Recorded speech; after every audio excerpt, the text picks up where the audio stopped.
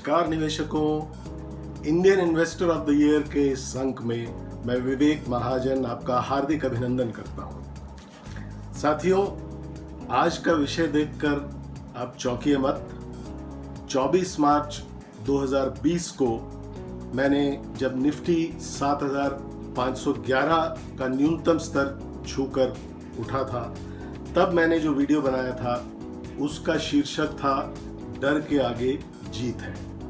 और उस समय मैंने आपको निवेश करने की जो स्वीकृति दी थी, यदि कुछ लोगों ने उस समय निवेश किया होगा तो आज लगभग 2 महीने के अंतराल में आपको 30% का गेन मिला होगा। उस समय मैंने बताया था कि यदि हम निफ्टी के उस स्तर पर निवेश करते हैं तो लगभग 6 से 9 महीने में निफ्टी का इंडेक्स 10,000 के स्तर तक जा सकता है। लेकिन शुक्रवार को हमने देखा कि निफ्टी का इंडेक्स 9,580 के स्तर को 9,598 के स्तर को छूने के बाद 9,580 पर बंद हुआ। मैं पिछले 2-3 सप्ताह से आपको बाजार की अगली चाल के बारे में आगाह करता रहा हूं। पिछले सप्ताह मैंने आशा जताई थी कि विश्व के अन्य बाजारों की तेजी के चलते हमारे बाजार भी तेजी पकड़ सकते हैं, और मैंने अंदेशा जताया था कि हम 9,500 का स्तर छुएंगे और बाजारों ने उससे भी ऊपर के स्तर दिखाए। अब आगे आने वाले सप्ताह में निफ्टी कहां तक जाता है, थोड़ी सी उसकी चर्चा करेंगे। लेकिन सबसे पहले पिछले सप्ताह के न्यूज़ फ्लो पर एक नज़र डाल लें। पिछले सप्ताह कुछ परस्पर विरोधी समाचार सुनने को मिले हैं। एक और वर्ष 2019-20 का जीडीपी, उसके आंकड़े आए जो बहुत ही नकारात्मक स्थिति प्रस्तुत कर रहे हैं। तो दूसरी ओर सरकार ने लॉकडाउन को किश्तों में समाप्त करने की घोषणा कर दी है और 1 जून से अनलॉक इंडिया 1.0 की शुरुआत कर दी गई है। But our top focus is the big story that's been breaking this evening, the lockdown exit plan.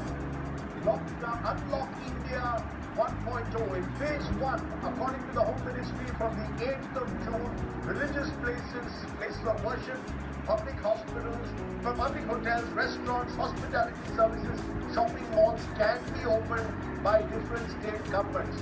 Phase 2 will start in July. No date is given. This could include, and again this depends on state government, schools, colleges, education institutes, coaching institutions, decision to be taken in consultation with the states in July, but no exact date has been set.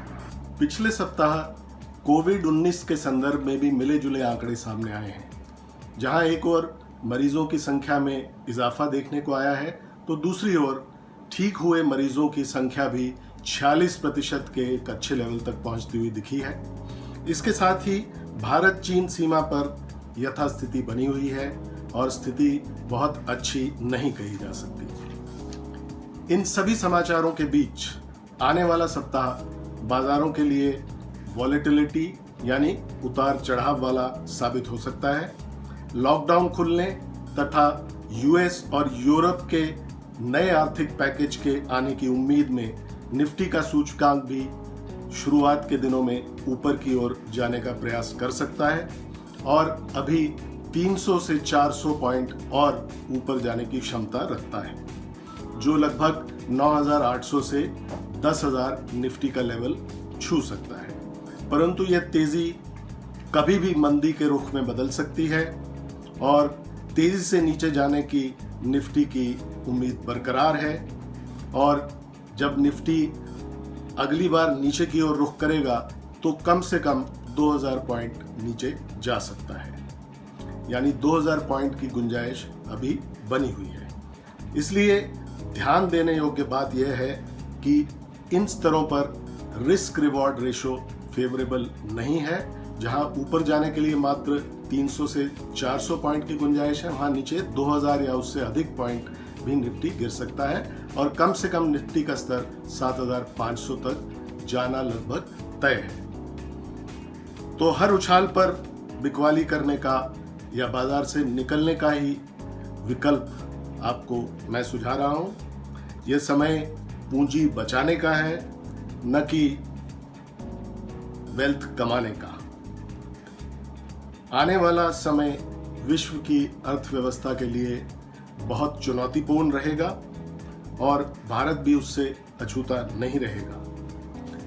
हालांकि ये मेरा व्यक्तिगत विचार है, आप स्वयं अपने विवेक के अनुसार मार्केट में बने रहना या उससे निकलने का निर्णय ले सकते हैं। तो आइए सबसे पहले जीडीपी के आंकड़ों की कुछ चर्चा करें।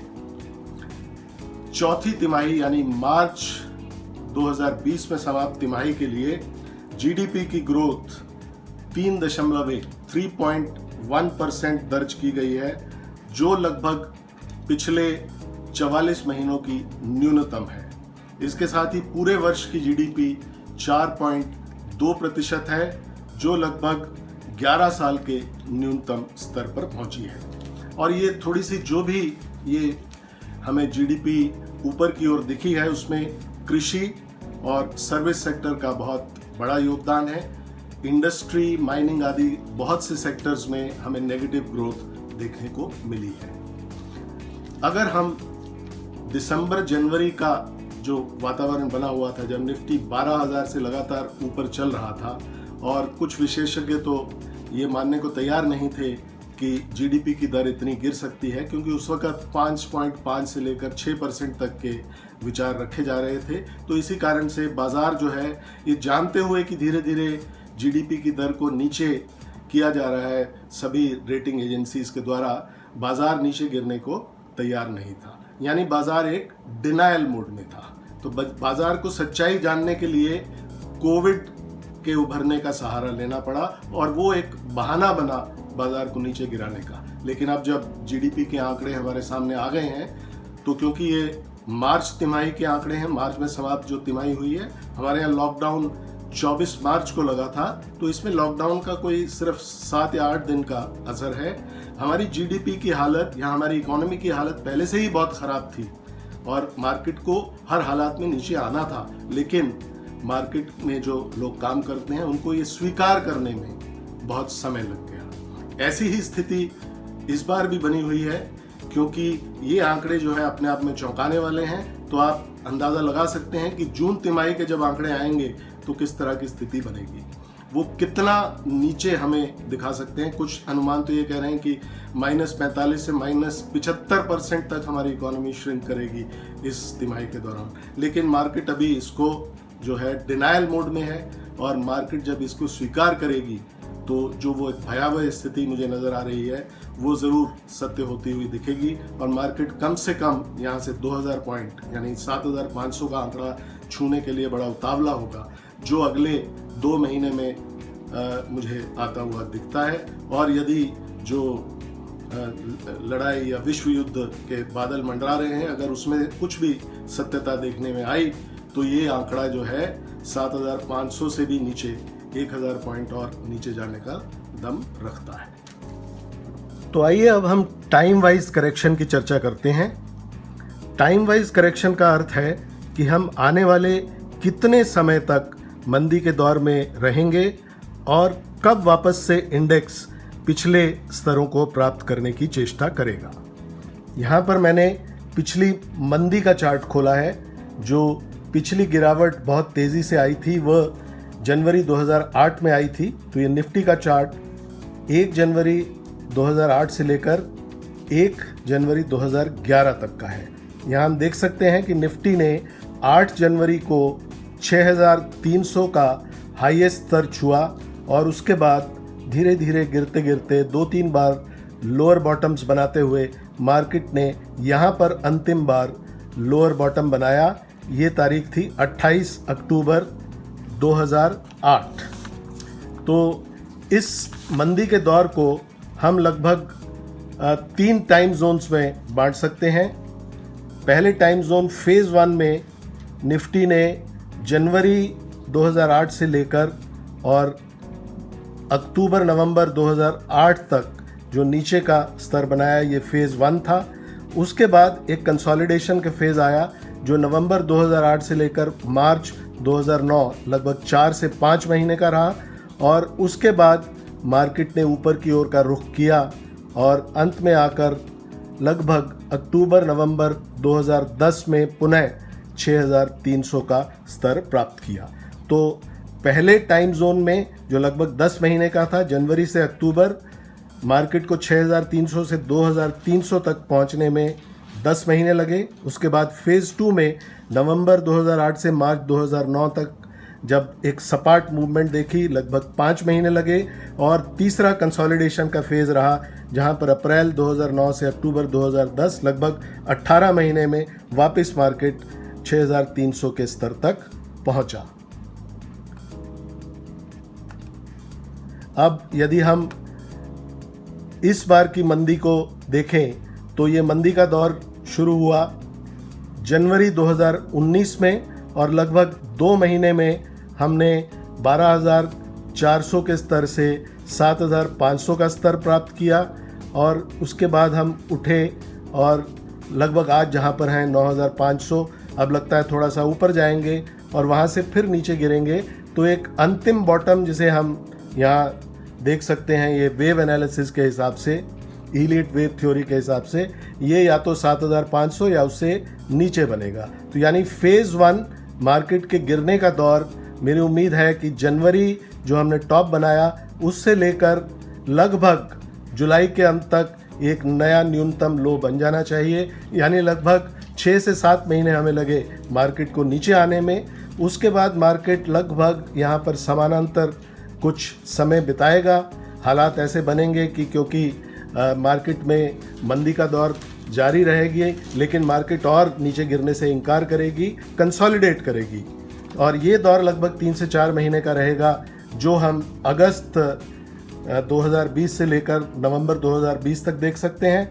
उसके बाद दिवाली के बाद हमें उम्मीद है कि मार्केट ऊपर का रुख करेगी और कुछ अच्छे समाचार तब तक आने की उम्मीद है। और तब फेज़ 3 शुरू होगा नवंबर 2020 से लेकर लगभग 8 से 10 महीने तक मार्केट पुनः 12,000 का लेवल पहुंचने की चेष्टा करेगी। तो यानी हम इस चार्ट के मुताबिक जो तीसरा क्वार्टर अगले साल का होगा, लगभग जुलाई से लेकर सितंबर 2021 के बीच पुनः 12,000 का स्तर छूने का प्रयास कर सकते हैं। तो निवेशकों, ये था मेरा आकलन आज के अंक के लिए, जिसका शीर्षक था पूंजी को बचाएं।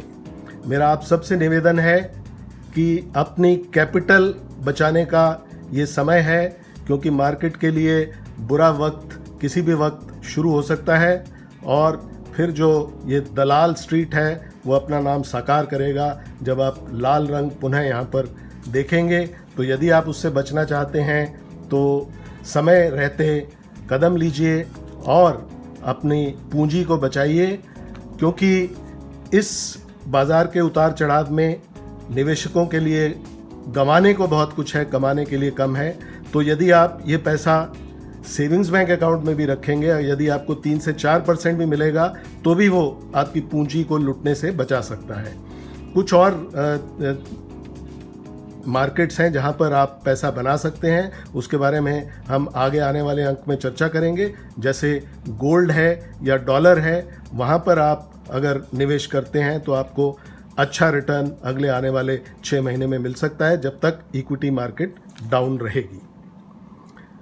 हमारा अगला अंक एक विशेष अंक होगा, जिसमें हम global economy the new paradigm के बारे में चर्चा करेंगे और उसका शीर्षक होगा power shift from west to east in the PCO era. PCO यानी पोस्ट कोविड एरा। इससे पहले कि हम आज का कार्यक्रम समाप्त करें, आपसे निवेदन है कि आज का अंक अच्छा लगा तो इसे लाइक कर दीजिए और चैनल को सब्सक्राइब नहीं किया है तो सब्सक्राइब कर लीजिए। अगले अंक में हम जो चर्चा करने वाले हैं उसका थोड़ा सा मैं आपको ट्रेलर दे दूं। आपने G7 और G20 के बारे में तो ज़रूर सुना होगा। इस विषय पर आपका कौतूहल जगाने के लिए मैं ये बताना चाहूँगा कि आने वाले समय में जो क्रांतिकारी परिवर्तन विश्व अर्थव्यवस्था में होने वाले हैं, उसमें D10 की विशेष भूमिका रहेगी। तो ये D10 क्या है, उस पर अपने कमेंट अवश्य दें। जाते जाते इसी विषय से जुड़ा एक बड़ा खूबसूरत गीत जो आने वाले कल की तस्वीर उजागर करता है, ये गीत सुनिए और मेरा नमस्कार स्वीकार कीजिए।